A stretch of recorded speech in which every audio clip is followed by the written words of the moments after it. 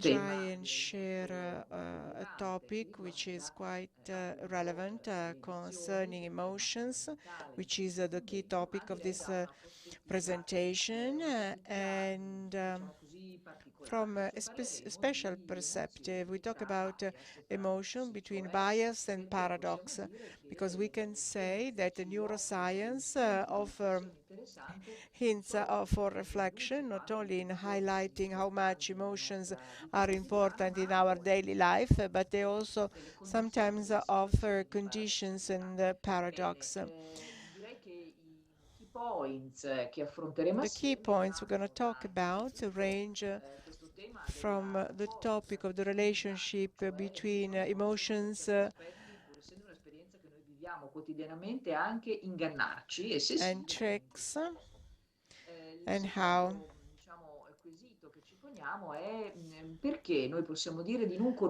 why we don't know our emotions. Through neuroscience,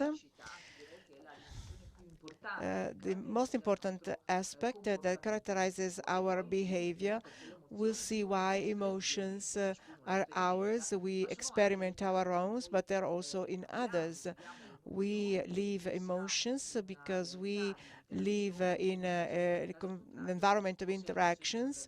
Otherwise, we wouldn't have a reason to have emotions. By looking at this beautiful picture, sunny picture that you are very familiar with, showing the beautiful Lugano, we can certainly experiment some emotions. We can smile or express happiness for this beautiful landscape and sunny landscape.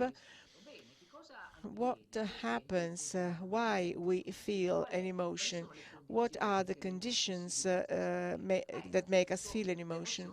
First of all, emotions are not the only experience we have. We have several functions in our mind, in our brain, perception, memory. We make a decision, we communicate with others, and we also experiment emotions.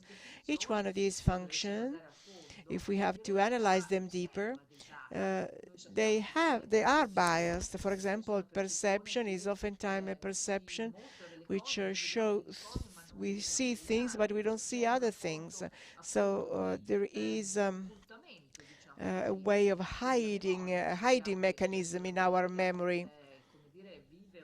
Our memory lives its own life. For example, we remember things for a long time and then we forget others and they surface again. It's just when those who study decision-making processes, oftentimes the implicit decision, who are also conditioned by emotions, play a fundamental role, and also in communication processes.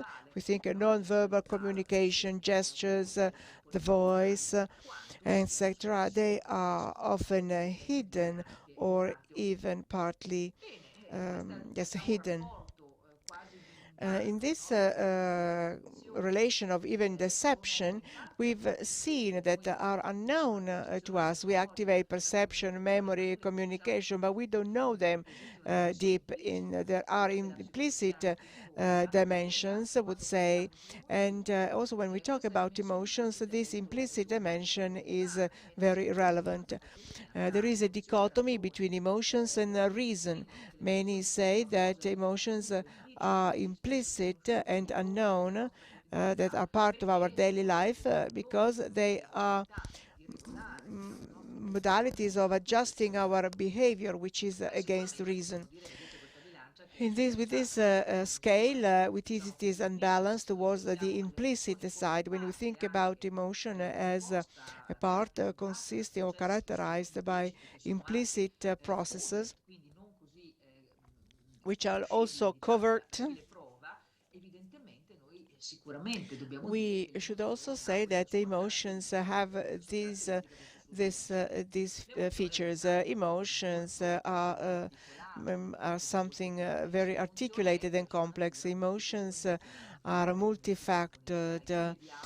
We see here these circles that are partly overlapping one another, telling us that emotions are a mental mechanism. In order to feel an emotion, we have to attach a meaning to what is happening to us. An event which induces anxiety or a happiness.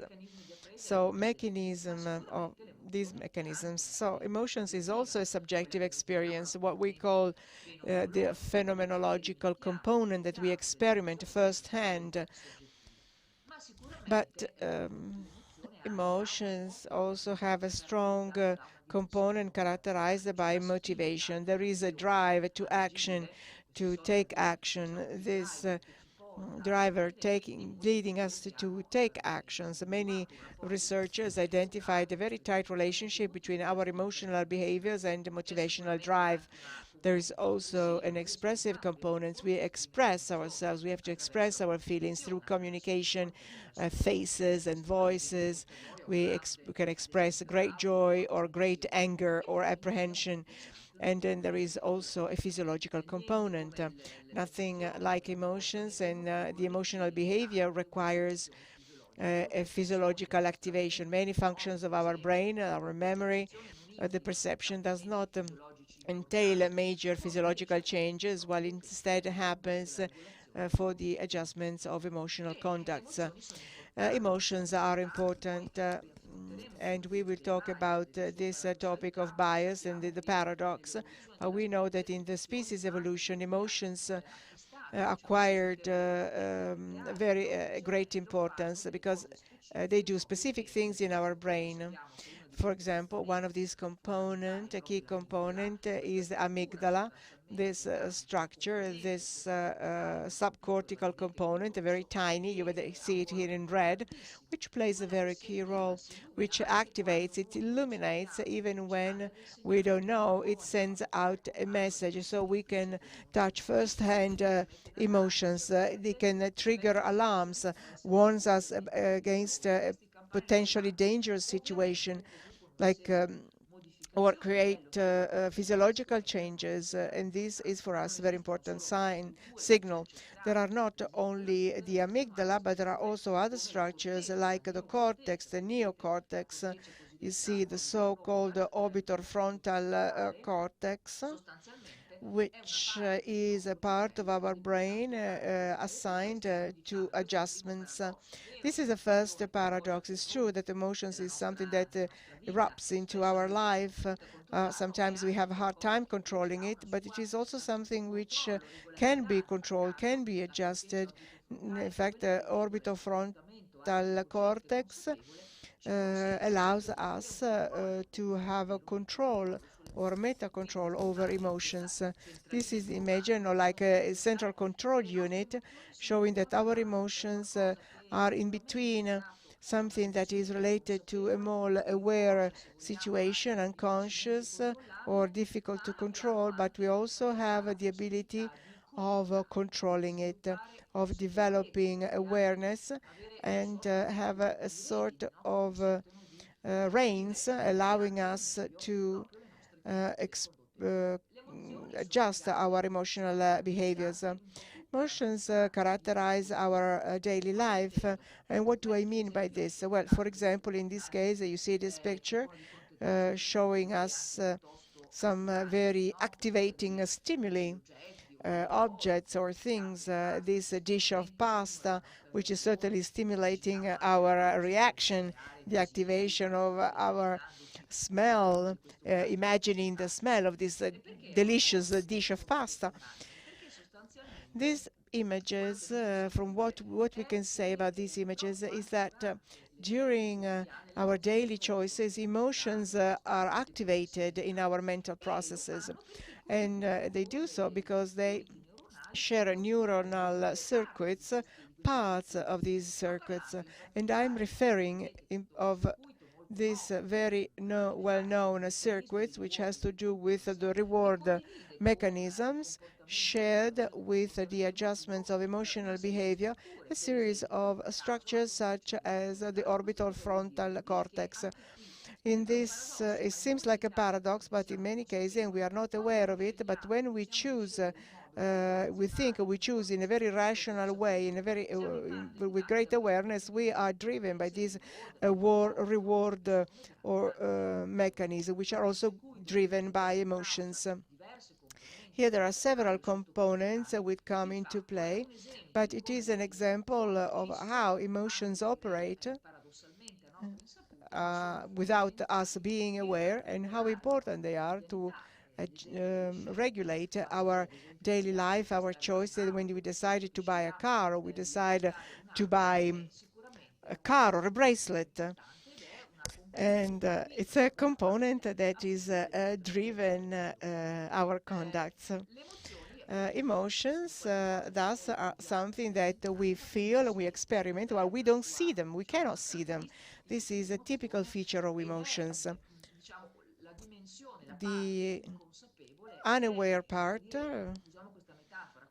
is like the submerged part of an iceberg, which seems to be irrelevant, but as a matter of fact, it is quite relevant, and it is quite huge.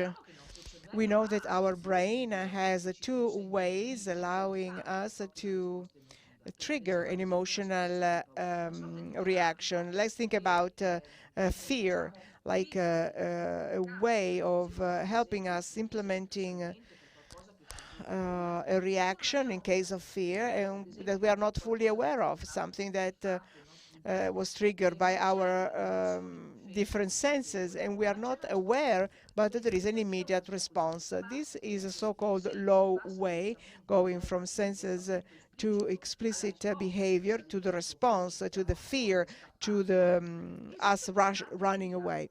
There is another way, which is slower, and before arriving to the amygdala, which is like a central control unit for emotions, goes through the cortex, and so it emerges to our awareness. In this case, we are fully aware of what is happening, and why do these two ways exist? We see this why. They represent the entire physiology of emotions. This way, the one we called the lower ways, or the thalamus way, when we are not too much aware, we don't have time to think about what is happening. We have to respond, react immediately, and to protect ourselves. And so we go from senses to the thalamus, and then to the amygdala, which processes everything. And then we can implement a response.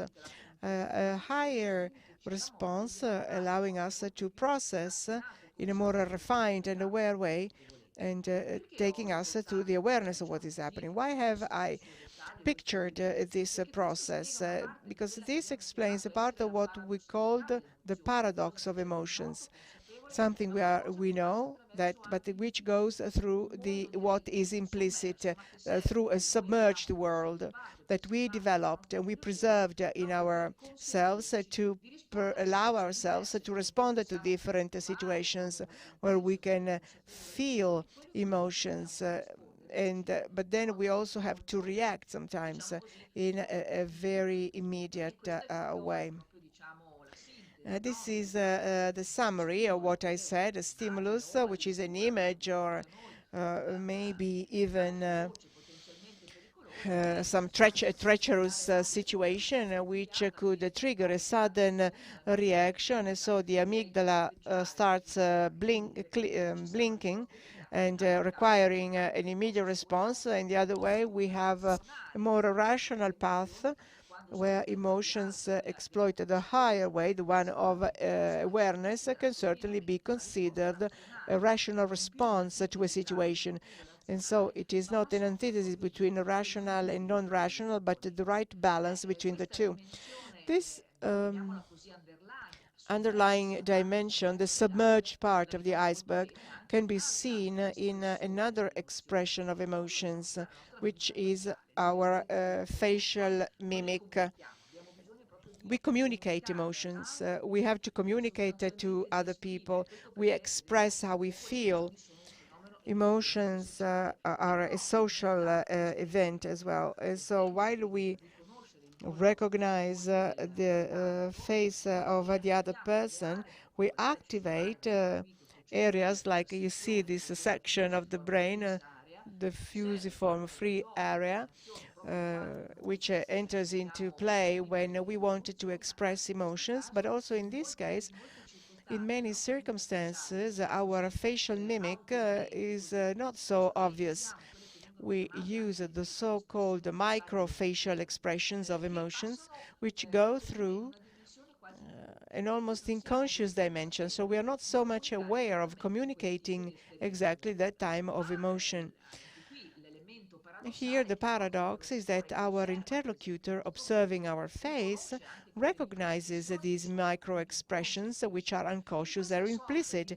In this kind of dialogue and communication, oftentimes going through an implicit dimension. This allows us to regulate our relations even when we are not fully aware. So we have this so-called process alternating between awareness and not aware and unawareness, and which is also the priority method through which emotions appear. Here are some applications. With my research group and collaborators working with the International Research Center I'm coordinating, we conducted several researches. We studied this mechanism to read faces. It's a multi-technique methodology. We see this child, this girl, with wearing this with this NIRS, using this equipment, using this infrared technology, allowing to visualize in these sections, which are the most activated areas. So we show how this girl respond in situations where we assume there is a pathology, and how they respond to stimuli. Even by delivering subliminal stimuli which are unconscious, and to see how the brain reacts. The brain activates the brain, but not only that. You see these tiny sensors fitted on the hands and fingers of this other person participating to an experiment. What we see is how our brain, and we are measuring peripheral index, not only responses to our brain, but also the responses of our peripheral limbs, increase of respiration, heartbeat, and so on, telling us how the brain, together with the body, respond in synergy to these stimuli.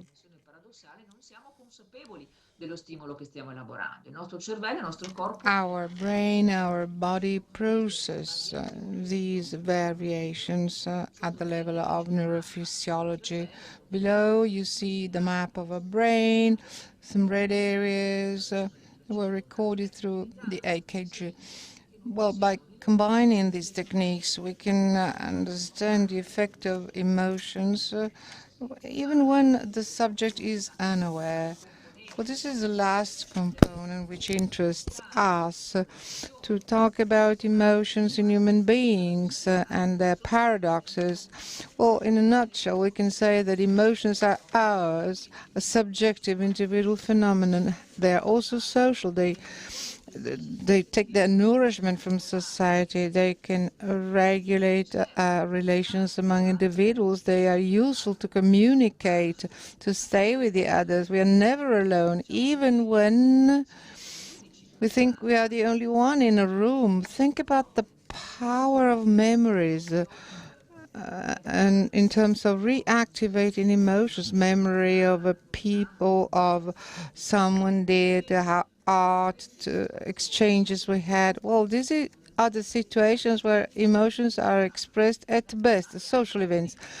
Think how in terms of evolution, the relationship between mother and child is marked by this: emotions in primordial relations, attachment relations that is created as a lifestyle, as a modality. Typical of mother and child relationship is fed by these emotions. A child is stimulated by the smells, by the sensorial stimulations that are not only that. So we can say that the social dimension of emotions characterizes us because it gives a meaning to them.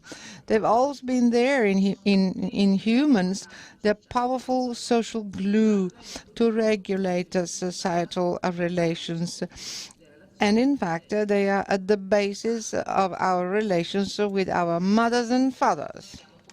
We led studies, as you see on those images, where we used the paradigm of hyperscanning. What happens when people interact, when emotions occur? One of the first tests through hyperscanning, this is a situation where pilots were interacting, they were maneuvering. You see, in this case, we assembled the two headsets to record the EKG.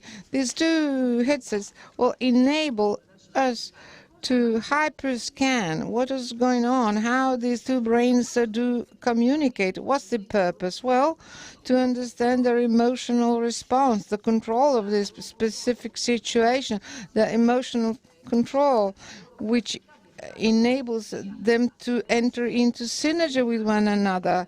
Also through the interaction, continuous interaction, how we can regulate at best a cooperative behavior. The hyperscanning enables us to, second by second, millisecond by millisecond, if we use the time correctly, to control how these brains enter into synchrony or synergy.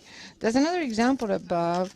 We hyperscan and say how they can fine-tune, develop a good empathy, well, among groups of people in team-building processes. Or on the right, you see how we study the ability in the evolution age, how cooperative strategies are developed. This is useful to strengthen, also to identify the situation where it doesn't occur. Our objective is to strengthen certain behaviors. I state that emotions are individual experiences. However, interactions are fundamental and certainly are a social phenomenon. They are useful for society, and basically they are social in nature. Hyperscanning researches are applied in so many sectors, professional sector, like in the neuromanagement, how to apply neuroscience in a managerial context, and also in the sports environment, where the ability to fine-tune one's own behavior with others, to feel empathy, is basic. Think of a team or conditions where we have to compete. Paradoxically, we have to enter into other people's emotions and perform perhaps better than our competitor. The researchers applying hyperscanning are the main avenue to investigate behaviors like empathy, the ability to fine-tune, to feel empathy, which does not necessarily mean to feel others' emotions, but be able to recognize them, and the ability to read the others, their emotions, and then enact the right responses, the synergy required in some cases to support the other. And of course, the hyperscanning studies imply the use of complex techniques. This is a typical connectivity, the way we call it, connectivity, intersubjective connectivity technique. These two brains enter into interaction. We want to understand which are the areas activating in a synergic manner and those areas which do not enter into, let's say, synergy. There is also a neuroanatomical analysis to investigate how this synergy is more or less present given certain conditions. Well, having developed this landscape, so to speak, on emotions, paradoxes, and the implicit meaning or the underlying or covert, we understand that even appreciating such a beautiful image means to trigger complex mechanisms. Our species was equipped of a powerful but limited attitude. The study of emotions teaches this to us. In order to regulate our relations, we need them, and to develop even further this competence, which luckily was given to us as a natural gift. Well, I wish all of you a very nice evening. I wish you all the best, and I thank you for your attention.